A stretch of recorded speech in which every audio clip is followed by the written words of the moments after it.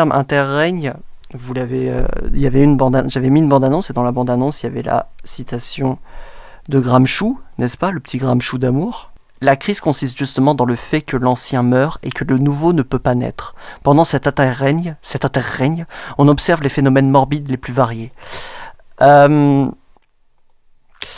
Donc, la citation, la crise... normalement, il y a une traduction de cette phrase qui est plus célèbre, qui circule, qui dit, au lieu de dire « Pendant cet interrègne, on observe les phénomènes les plus morbides les plus variés », où il dit « Dans ce clair-obscur, les monstres apparaissent ».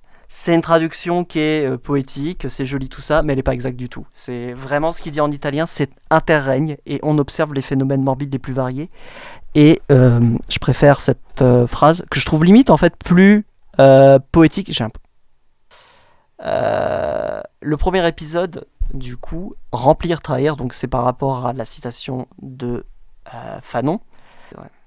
Avec cette esthétique Tumblr, chaque génération doit, dans une relative opacité, découvrir sa mission, la remplir ou la trahir. Remplir, trahir, je pense que ça va être un peu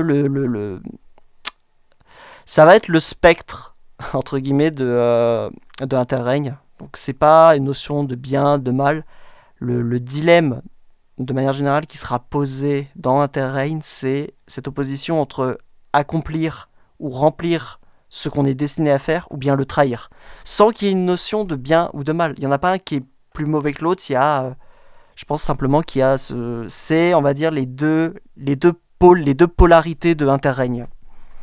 La matrice, la matrice de tout ça, c'est l'idée d'accomplir ou de trahir son destin. Donc on a, dans interrègne, dans ce premier épisode, on a deux grosses parties. On a à la fin, déjà, qui l'a reconnu ? Juste, je repasse sur la fin. Qui l'a reconnu ? Est-ce que vous la reconnaissez ? Dites-moi que vous l'avez. Levez vos yeux là de Silksong un instant. Est-ce que vous la voyez ? Est-ce que vous savez qui vous avez devant vous ? Et non, c'est The Fridge. The Fridge. Et non, c'est The Fridge. Regardez, elle est là, c'est The Fridge. Regardez au-dessus là. Regardez au-dessus de l'écran là. C'est The Fridge. Du coup, on a trois parties. On a d'abord le mythe de la seconde nuit du prince qui est exposé. On a cette deuxième partie qu'on voit sur un plan qui se passe au Japon. Et je vais d'abord parler de la première partie. Ok. Donc, dans la première partie, on a cet enregistrement qui est un enregistrement pour l'instant anonyme. Le personnage qui parle, juste quelqu'un qui est obsessionnel, qui est obsédé par ce mythe. C'est quasiment un enregistrement qui aurait été digué sur un Reddit obscur. C'est un peu ce genre de vibe-là. Ensuite, j'évoque vraiment le mythe, mais lui, pourquoi ça commence sur ça, interrègne sur qu'est-ce qu'a pu lui dire son épouse. Il y aura ce truc justement vis-à-vis de l'épouse, parce que c'est un peu le sujet qui n'est pas présent finalement. Il est évoqué au début, mais ensuite il est... du coup, il disparaît complètement. L'épouse disparaît complètement. Il est même pas dans la version officielle du mythe, elle est à peine évoquée. Pourtant, elle a bien disparu avec lui, avec ce prince. Ce sera expliqué, ce sera précisé. Mais l'élément, en tout cas, il a disparu la deuxième nuit de son mariage. Et l'une des choses quand même notables qui est arrivée ces derniers temps, c'est qu'il a rencontré cette personne. Ainsi sur ça. Ensuite, j'ai un peu fait, vous voyez, un pastiche de vieux dessins animés avec le bon vieux zoom à la Disney du cul. Donc ça, c'est le château du prince, vous l'avez compris. Et là, on a une figure qui s'approche, on entend ces bruits de pas. Donc on a ce personnage qui frappe à la porte et qui est censé illustrer le moment, l'instant où on découvre que... simplement que le château, en tout cas c'est la première personne à remarquer, comme le dit la voix off, quelqu'un avait un mauvais pressentiment ce soir-là, et c'est la première personne à remarquer que le prince a disparu. Donc c'est une version animée, c'est censé être imité un vieux dessin animé qui aurait été pareil digué. Il y a une esthétique très Lost Media diguée sur le Reddit, Lost Media, un peu comme ça. C'est un peu un assemblage de choses comme ça. Ensuite, on a cette interview fort sympathique de ce personnage. J'ai quand même réussi à faire un beau plan là, bien expressif de ce personnage donc, qui parle. Et si vous étiez là pendant ce live, ça a été très galère d'écrire ce texte-là parce que je voulais vraiment que ça fasse... Je voulais vraiment avoir un ton, vous savez, justement comme les vidéos là, du PNJ pour apprendre l'anglais. Vraiment ce côté apprentissage de langue, comme si c'était un truc pour apprendre l'anglais, mais avec des mots bien trop compliqués.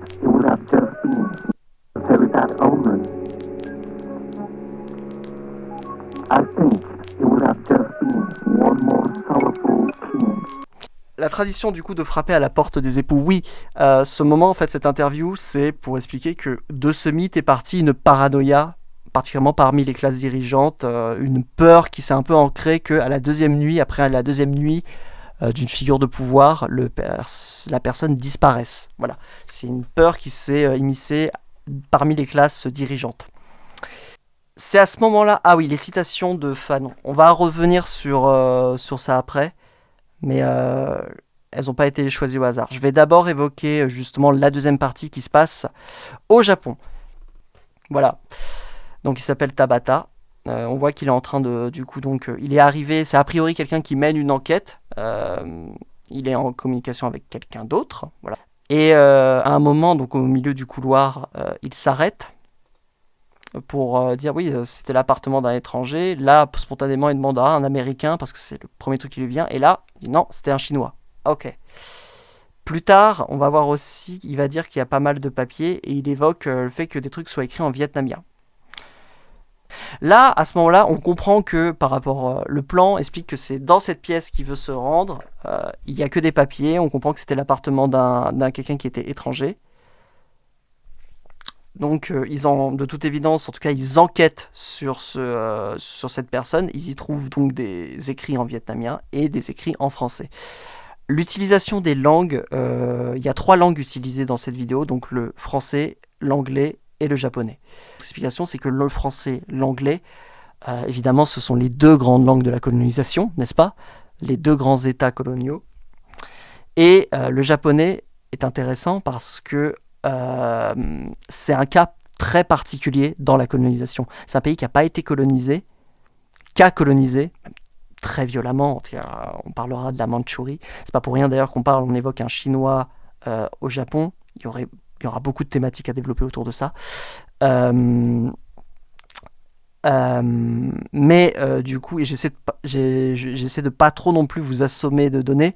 Mais voilà, c'est l'angle colonial qui est intéressant parce qu'on est sur un cas particulier avec le Japon, donc un pays qui a été colonisateur, qui n'a pas été colonisé, mais qui, après la Seconde Guerre mondiale, depuis la Seconde Guerre mondiale, a subi une sorte de semi-colonisation très étrange par les Américains, ce qui les place dans un endroit très étrange, parce que finalement, ils subissent quelque chose qui est similaire aux Allemands, mais du coup, on leur reconnaît quelque chose on leur donne un pass de blancheur quasiment. Ça veut dire que on les considère un peu comme des blancs malgré tout. Il y a quelque chose d'un peu étrange. Et que Fanon, qui est le spectre de Fanon qui soit au-dessus de ça, donc qui plane au-dessus de ça. Et d'ailleurs, ça a été une des surprises en faisant des recherches, parce que j'ai fait une version, je vais faire la version des sous-titres en japonais. Je me disais que j'allais vraiment galérer pour les citations de Fanon. Et surprise, il est très bien édité au Japon. Il a fait en tout cas, la plus grosse maison d'édition politique de gauche publie quasiment tous ses livres au Japon. Il est très très bien publié, les éditions sont récentes et il est publié depuis les années 70 en fait. Parce que Fanon a eu, parce qu'il y a eu toute une histoire de la gauche au Japon, il faut savoir, dans l'après-guerre, une grande vitalité de la gauche. Mais il y avait une très grande vitalité pour ce qui est de la gauche et ils ont un parti communiste qui est très faible électoralement entre guillemets, mais qui est très implanté territorialement et qui a beaucoup encore d'influence culturelle. Ce qui fait que oui, du coup, non, il est très bien traduit et d'ailleurs donc oui, il y a une histoire du marxisme. Assez forte en fait au Japon. Il y a des ressources en tout cas. Dans cet enfer capitaliste, il y a des ressources. J'ai été surpris de voir que pareil pour Gramsci. Gramsci c'est très bien. J'ai pas galéré à trouver les citations en japonais, tout ça. C'est très facile à trouver, vraiment pour le coup. Il est très bien. Les auteurs marxistes sont très bien publiés au Japon. Il y a même beaucoup de choses. je dirais pas des choses qu'on n'a pas en France, mais qu'on a que récemment finalement en France. Et oui, et d'ailleurs, les citations de Frantz Fanon, donc du coup, je ne l'ai pas précisé, mais pour ceux qui ne le savent pas, Frantz Fanon, c'est un psychiatre, penseur décolonial, anticolonialiste. Les deux, les deux citations que j'ai choisies, j'ai d'abord choisi une qui est ultra Tumblr. Je disais Facebook, mais j'ai parlé à une amie aujourd'hui qui m'a dit non, c'est Tumblr en fait même. La première phrase, chaque génération doit dans une relative opacité découvrir sa mission, la remplir ou la trahir, c'est très beau, c'est très cool, mais c'est aussi très Tumblr, et finalement sorti du contexte du livre qui est Les Damnés de la Terre, ça devient presque innocent en fait, c'est presque une jolie phrase de motivation.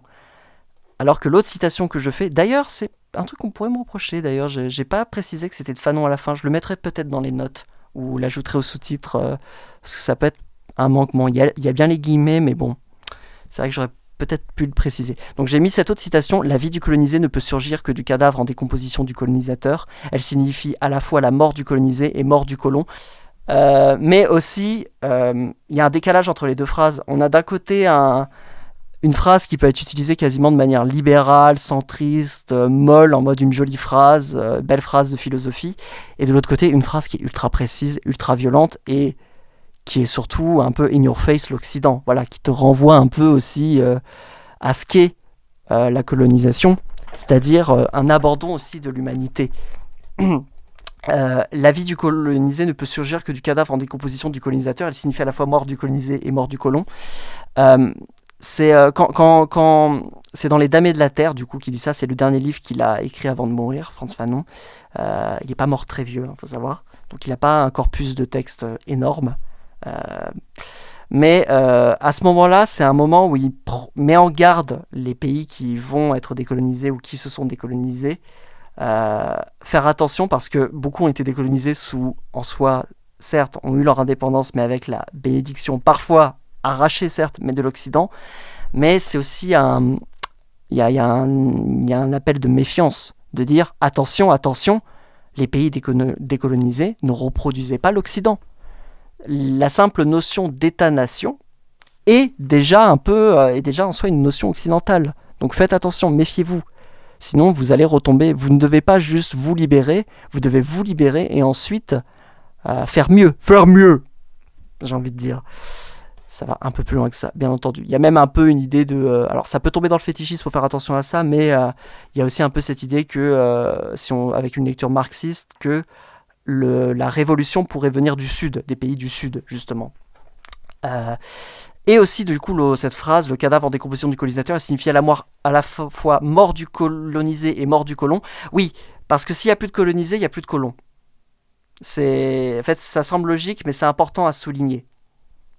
Il y a un peu ce truc de le statut, les deux disparaissent.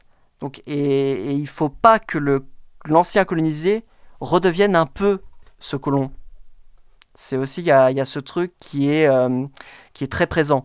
Et aussi, dans l'image morbide, on peut aller, là, on va aller un peu plus loin, il y a un peu une idée une sorte de, pas de défaitisme, c'est pas le terme, pas de fatalisme, mais de dire, il y a un peu un état de décomposition qui est déjà là. Ça veut dire que, c'est pour ça qu'ensuite, je dis que, alors là, les phrases qui suivent le titre, là, sont de moi. Je reprends, donc je fais la suite, je reprends à la suite de la citation de Fanon. Pardon, excusez-moi. Hop, let's go. Oh, le petit tremblement, il est propre, hein. Je l'ai bien fait quand même. Ah, je l'ai bien fait, hein. Je suis bon. Du cadavre a émergé un autre corps, donc comprenez du colonisé, du colon est sorti donc on pourrait dire un homme libre, mais c'est un autre corps, mais lui-même... Pourquoi c'est si long ? Vite redevenu un cadavre. Bon, parce que malheureusement, beaucoup de pays, après avoir été décolonisés, sont repartis dans une phase morbide où malheureusement ils ont dû faire des compromis avec le capitalisme, qui est du coup l'idéologie porteuse de la colonisation, jamais l'oublier. Et là, c'est là où on passe dans la phase mystique. Les morts doivent lutter. Les morts La mort ne doit pas nous arrêter. Là, on commence un peu à partir dans des considérations plus métaphysiques, peut-être, et en même temps très concrètes. La phrase juste avant, putain, on est vraiment gros cerveau, hein. J'espère que vous n'êtes pas trop fatigué par votre CDI. Les morts doivent lutter, c'est une thématique qui va revenir sur plus tard, enfin qui va même traverser, je pense, tout Interrègne. En tout cas, je vais faire en sorte que ça soit le cas. Les morts doivent lutter, c'est une allusion en fait finalement au suicide révolutionnaire. Le suicide classique, c'est quand on se tue parce qu'on ne supporte pas la société dans laquelle l'on vit. Oui, le suicide révolutionnaire, ça a été, ça vient du coup de U.P. Newton, qui était comment dire, le penseur, l'idéologue des Black Panthers. Et pour lui, enfin, il oppose l'idée du suicide réactionnaire, c'est-à-dire le fait de se tuer par réaction, c'est-à-dire on ne supporte plus ce qui se passe, donc par réaction on se tue, on se sacrifie. C'est pas forcément dit d'une manière péjorative, hein, faut pas l'entendre comme ça, même si il y a un peu un call to action, bien sûr. Si, il y a un peu une notion négative en mode call to action, rien à foutre de ta dépression, un peu, mais il faut voir aussi dans quel contexte c'est écrit et qui le dit. Et à l'opposition, le suicide révolutionnaire, c'est l'idée de toute façon, on ne verra pas les fruits de ce pourquoi on va lutter, mais c'est pas grave, on va quand même lutter. C'est ça le truc. Le suicide révolutionnaire, c'est pas se faire sauter au milieu de l'UGC. Non. C'est l'idée de ne pas forcément attendre les fruits et savoir que le temps, voilà, tout est sur du long terme. Et c'est pas fataliste. Moi en tout cas j'ai pas une vision fataliste de ces choses. Les morts doivent lutter, c'est comme ça que je l'entends. Ce sera développé bien sûr plus tard. La mort ne doit pas nous arrêter. Peut-être que là on part dans des là il y a une ouverture vers quelque chose d'un peu plus mystique peut-être. Je sais pas, j'instrumentalise beaucoup le mysticisme, la religion, alors que moi je ne suis pas du tout croyant ou quoi que ce soit, mais je n'ai aucun problème à mettre mes mains dans la religion, qui est un truc qui met très mal à l'aise à gauche, hein. J'ai remarqué les gens sont très mal à l'aise avec la religion. Moi c'est un truc qui me met pas mal à l'aise. C'est vraiment, je trouve que c'est très intéressant à utiliser. C'est un moyen d'expression aussi. Il faut faire attention à pas être des athées bébêtes. Ce sera aussi évoqué beaucoup plus tard.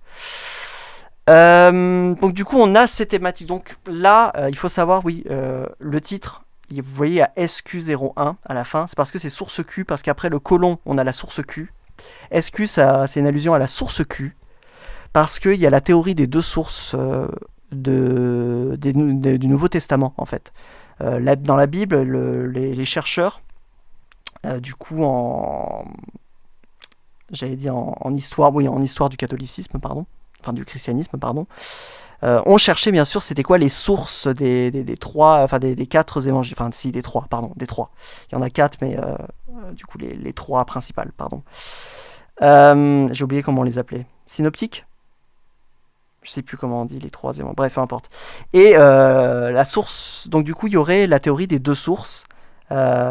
L'idée ce serait que toutes les autres évangiles auraient pour source principale l'évangile de Matthieu, que ce serait elle la première, et une autre source qu'on a appelée la source Q, qu'on appelle parfois les... j'ai oublié comment on disait, j'ai oublié le terme, mais c'est extrait de phrase, quoi, discours rapporté.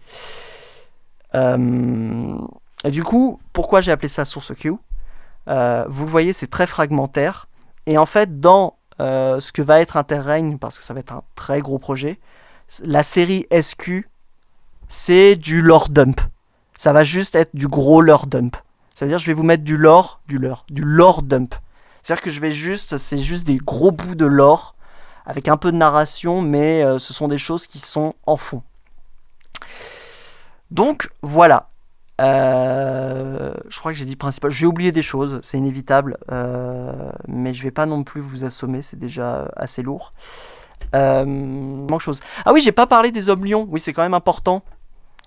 Ah oui, pardonnez, parce que j'y pense, oui, parce que quand même, l'un des trucs importants qui est évoqué dans l'épisode japonais, c'est l'apparition des hommes lions. Alors, les hommes lions apparaissent dans une pièce, comme la monnaie, n'est-ce pas ?